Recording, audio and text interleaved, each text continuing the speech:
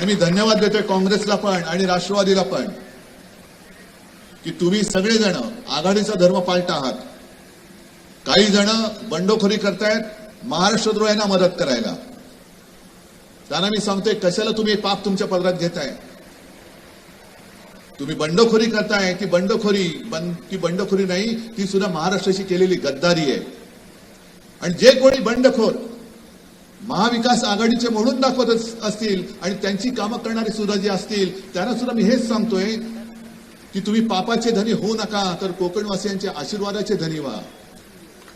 अजूनही वेळ गेलेली नाही आहे। जागांमध्ये थोडीशी खेचाखेच चालते। काही जागा आम्हालाही पाहिजे होत्या, काही जागा काँग्रेसलाही पाहिजे होत्या, काही जागा राष्ट्रवादी म्हणजे शरद पवारांनाही पाहिजे होत्या। पण एकदा आघाडी केल्यानंतर एकत्रित मिळून जे काही जिंकायचं आहे ते करताना मोठं स्वप्न बघा तुम्ही। व्यक्तिगत स्वप्न आता खूप झाली।